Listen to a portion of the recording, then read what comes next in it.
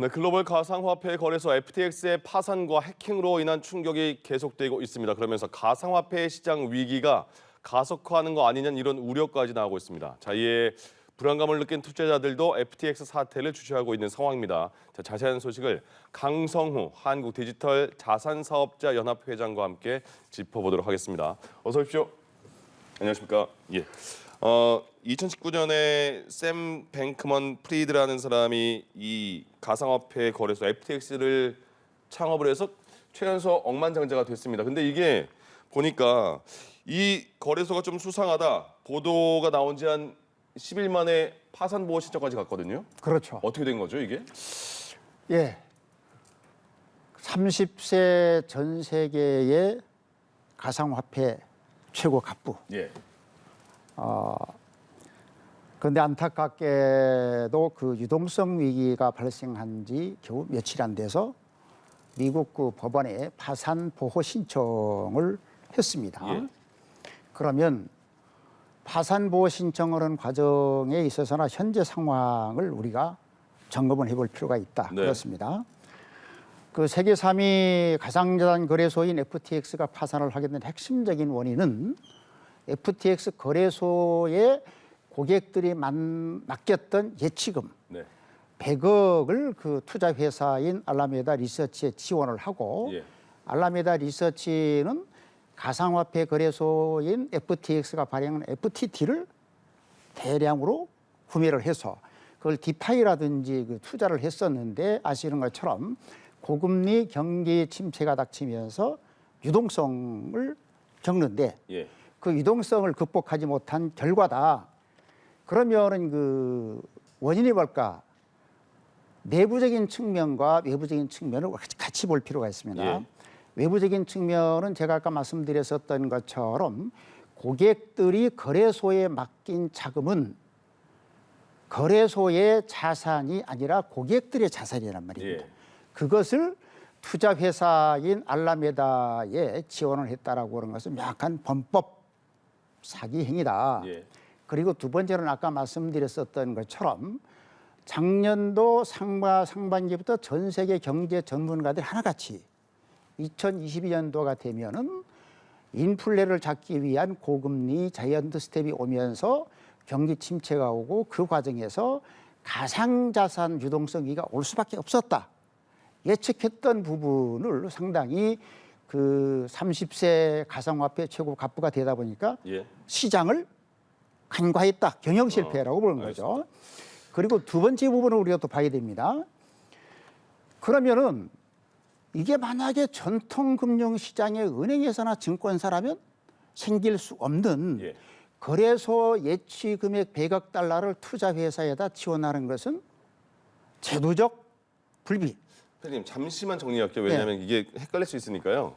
그러니까 그 가상화폐 투자회사 아니 가상화폐 거래소 FTX가 있습니다. 그렇죠. 있었는데 거기에 고객들의 투자금 100억 달러를 그 투자 회사에? 알라메다에다 그 고객 모르게 보낸 거잖아요. 그렇죠. 근데 그 알라메다라는 것 자체도 FTX에서 만든 회사라는 거죠. 투자 회사죠. 예, 그러니까 FTX 만든 회사, 예. 자기네 회사 그리고 고객 거기서 FTT라는 것도 본인들이 만든 코인이잖아요. 바로 그렇습니다. 그러니까 자기네가 회사 또 만들고 자기네가 코인 만들어서 그걸 계속 돌리면서 고객 돈을 계속 이게 돌려서 막고 이렇게 했다는 거죠. 이게 가장 핵심은 돌려막는 과정에 있어서의 고객의 예치금 돈을 손댔다. 정상적인 과정을 거치지 않고 예. 임의적으로 투자 회사에 지원해버렸다. 예. 이것이 바로 범법 사항이고 있어서는 안 된다라고 하는 부분이 첫째고요. 그리고 두 번째는 이게 전통 금융시장 같으면은 사전에 예를 들어서 고객 자산과 회사 자산을 분리 예. 해서 별도의 은행과 같은 신뢰할 수 있는 공적 기관에 예치를 해버리고 네. 두 번째는 그것도 제대로 이행되는지 여부를 공인회계사라든지 제3자의 외부 단체가 정기적인 점검을 해서 관계 당국에 보고를 한단 말입니다. 예. 그리고 관계 당국도 그것을 회계사 보고사에 맞는지 점검을 하기 때문에 전통 금융시장인 경우는 있을 수 없는 일이 예. 가상화폐 거래소에 생겼는데 아까 말씀드린 것처럼 가상화폐 자체의 문제이기도 하지만 전 세계 금융당국들의 예. 가상화폐를 담당하는 당국들의 제도라든지 두 번째는 평상시에 감독 시스템이 제대로 작동하지 않은 당국의 책임이 있고 예. 양쪽으로 봐야 된다. 그렇습니다. 그러니까 그 해외도 마찬가지고 우리도 마찬가지지만 은행 같은 경우에는 지금 뭐 그 예금자 보호 규정이 있는데 지금 그렇죠. 그게 가상화폐에는 지금 다 불비가 되어 있는 상태고 그러면 이건 지금 이게 세계에서 뭐 3대 가상화폐 거래소다 이렇게 평가를 받고 있는 게 거의 10일 만에 무너져 버린 거잖아요. 완전히 그렇죠. 거의 파산이 된 거잖아요. 맞습니다. 그러면 우리나라 이용자들은 거기에 얼마나 있을까? 또 우리나라 이용자들이 거기에 투자한 금은 얼마나 될까? 그거는 파악하기가 좀 쉽지 않은 거죠. 우리나라 같은 경우는 이제 두 가지로 볼 수가 있습니다. 예. 첫 번째 부분인 경우는 국내 거래소를 이용해서 FTX에 상장되어 있는 FTT 토큰을 매입한 경우. 예, 예. 이 경우는 현재 한 23억 원 정도로 계산이 되고 있다. 네네. 그런데 문제는 두 번째 유형입니다. 예. 고객들이 국내 거래소를 거치지 않고 뭐 직접. PC라든지 집안에서 직접 본인이 홈페이지에 들어가서 거래를 했단 말이죠. FTX에 곧바로. 예. 예. 그럼 이것은 지금 우리는 전 세계 시스템으로 봤을 때 확인할 수가 없다. 네. 그래도 그나마 지금 대략의 추정을 해볼 수 있는 것이 모바일 인덱스라든지 와이즈 앱 같은 경우에 지난 한 달에 이용했던 고객이 한 11,000명으로 봅니다. 예. 그러면 11,000명 플러스 알파가 얼마 되는지는 알 수가 없다. 예. 그렇습니다. 그러면 지금 그 이게 어떤 가상화폐 전문 매체에서 너네 FTX 좀 수상해 이런 보도가 나온 지 한 9일 만에 파산 보고 신청까지 가버린 거잖아요. 그렇죠. 그럼 그 시기에 막 빠릿빠릿하게 투자금을 회수한 분은 그나마 다행일 수 있는데 그렇지 못한 분이 계실 거란 말이죠. 네. 그럼 어떻게 다 돈을 날리는 겁니까? 지금 현재 그 전 세계 가상자산 거래 시스템으로 봤을 때는 회수가 사실상 어렵다. 그래요. 그 사례가 있습니다. 예. 예를 들면은 2014년도에 파산을 했던 일본의 코인 거래소 마운트 콕스 사례인 경우에도 아직까지도 그때 당시에 출금을 당해서 그 자산들을 회수를 못하고 있다 예. 하는 부분이 첫 번째고요. 네. 그리고 이제 그 전통 금융시장에서도 마찬가지지만은 FTX 거래소나 관계 회사들인 경우에는 지금 그 뭐 캐나다의 연기금이라든지 벤처 캐피탈이라든지 이런 것들이 다시 말하면 소위 말하면 그 기관 투자가들이죠. 예. 투자를 하면서 변제 순위가 앞서 있단 말이죠. 그런데 개인 투자자들인 경우는 이제 무담보, 예. 담보가 설정돼 있지 않은 상태이기 때문에 설령 그 미국 델라웨어주 법원에서 이게 그 청산 파산 신청을 한 게 아니라 예. 회생 가능성을 보는 파산 보호 신청을 했어요. 그러면 차츰차츰 변제를 해가는 과정에서 설령 FTX 거래소에 자산이 있다 하더라도 예. 앞서의 뭐 캐나다의 연기금 아니면 뭐 벤처 캐피탈 이런 데가 1순위, 2순위, 3순위가 되어 있는데 개인은 후순위로 밀리는군요. 후순위 정도가 아니라 저희 끝이죠. 아예 끝에. 거기 불가능한 거예요. 그 그렇죠. 지금 상황에선. 그럼 바퀴가. 현재의 예. 시스템으로 봤을 때는 FTX 거래소에 지금 그 출금 정지가 되어 있으면서 해당되는 분들이 예. 현금으로 회수하기는 뭐 어우. 사실상 우리나라만이 아니라 네네. 외국의 사례도 그 어렵다. 거의 어렵다. 알겠습니다. 그렇게 볼 수가 예, 예. 있습니다. 잠시 한 가지 소식을 전해드리겠습니다. 오늘 오후에 윤석열 대통령과 시진핑 중국 국가주석이 정상회담을 가진다는 소식은 저희가 전해드렸죠. 이런 가운데 시진핑 국가주석이 회담을 기대한다 이런 입장을 밝혔습니다. 시진핑 국가주석 대통령실 관계자가 전한 얘기인데요. 윤석열 대통령이 인도네시아 발리에서 열린 G20 정상회의 계기에 각국 정상을 만나서 환담을 했다면서 시 주석이 지금 전해드린 것처럼 오늘 윤석열 대통령과의 회담을 기대한다 이렇게 말했다고 대통령실이 밝혔습니다. 윤 대통령은 당선인 시절이던 지난 3월이었습니다. 시진핑 주석이 축하 전화를 해준 것에 감사의 뜻을 전한 바 있습니다. 그리고 윤석열 대통령과 시진핑 국가주석 오늘 우리나라 시간으로 6시에 인도네시아 발리에서 취임 이후에 처음으로 한국과 중국 정상회담을 갖습니다. 저희가 정상회담 관련 소식 계속 전해드리면서 현장도 정상회담 시간에 연결해 드리도록 하겠습니다. 그러면 그 해외나 국내는 어쨌든 FTX에 투자한 개인들은 거의 받을 수가 없는 그런 상황이다. 투자금을 회수할 수 없는 상황이다 이렇게 회수가 말씀하셨는데 사실상 어렵다. 예. 그렇습니다. 이게 어느 정도 큰일인지 딱 그 가상화폐에 투자를 안 하신 분들은 잘 느끼지 못할 것 같은데 또 하나가 세계에서 20위 안에 드는 그 거래소가 또 하나가 있습니다. 클립토닷컴이라는 곳이 있는데 여기도 FTX에서 FTT 자체 코인을 발행한 것처럼 크립토닷컴도 자체 코인 발행했는데 굉장히 가치가 지금 떨어졌다고 하거든요. 이거는 어느 정도의 상황입니까? 예, 크립토닷컴 같은 경우에도 이게 가장 문제가 되는 게 두 가지죠. 첫 번째는 그 회사 자체가 발행한 토큰이 있는데 예. 그리고 두 번째 부분인 경우는 이 거래소끼리 아까 말씀드린 것처럼 고객의 자금을 회사의 자금인 것처럼 다른데 돌려받게 했던 두 가지 문제가 생기는 거죠. 예. 그래서 그 크립토닷컴 입장에서는 뭐 금액이 크지 않다라고는 하지만 이 또한 상당히 지금 가격이 하락한다든지 그리고 두 번째 부분인 경우는 야 그러면은 우리가 연쇄라는 말을 쓰잖아요. 네. 그거 하나로 봤을 때 다른 부분은 제대로 됐을까?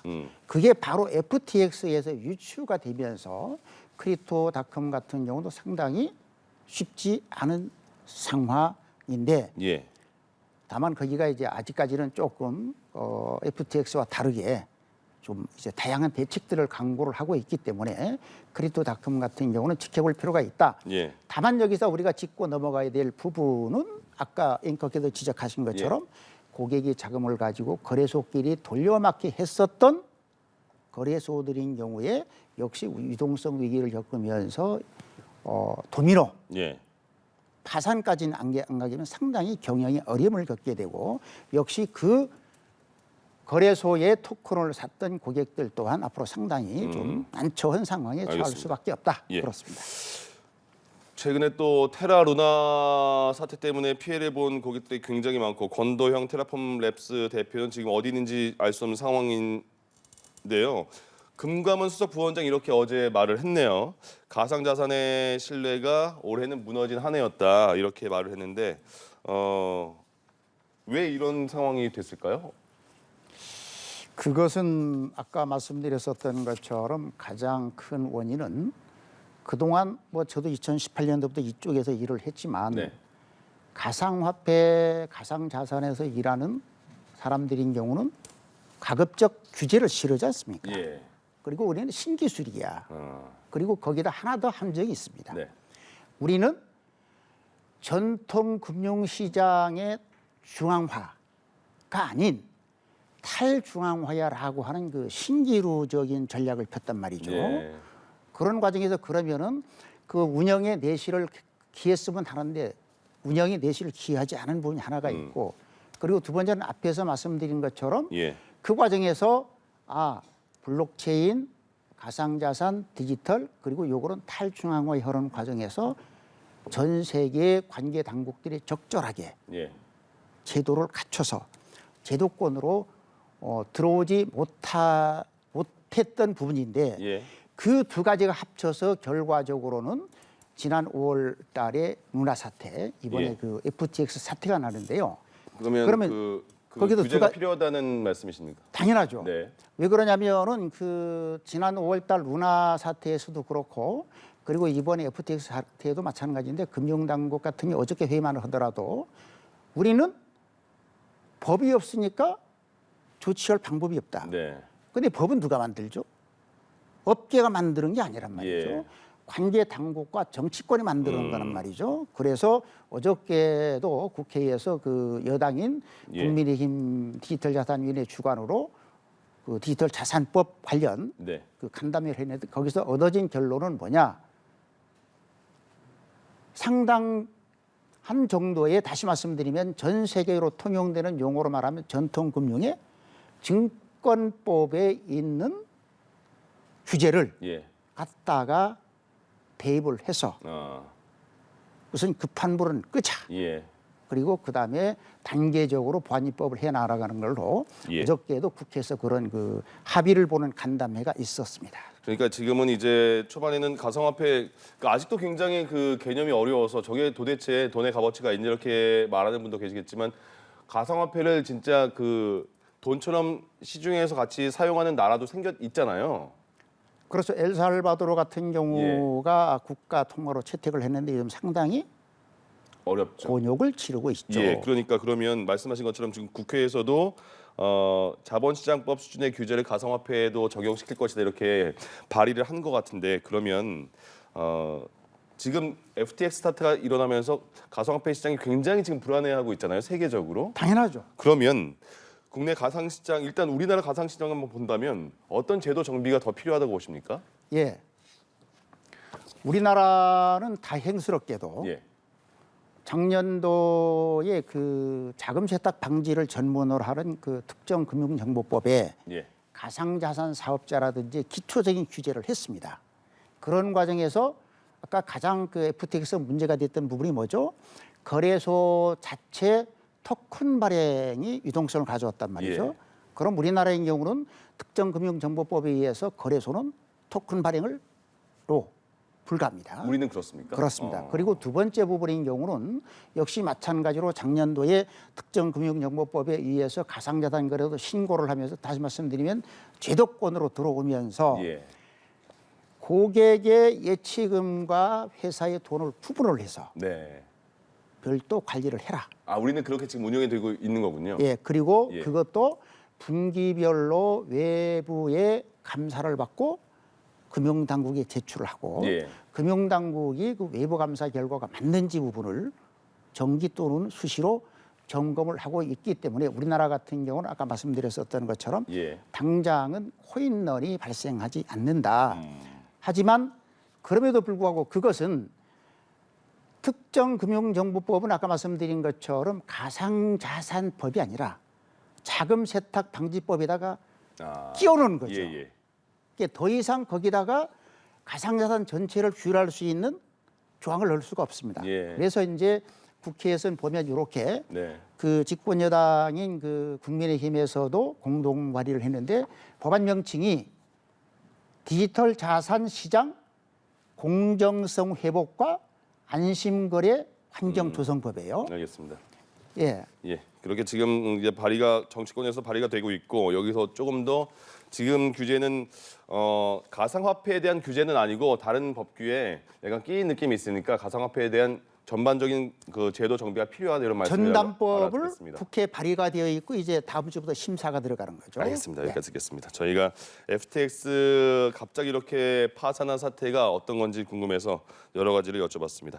강성우 한국디지털 자산사업자 연합 회장과 얘기 나눠봤습니다. 고맙습니다.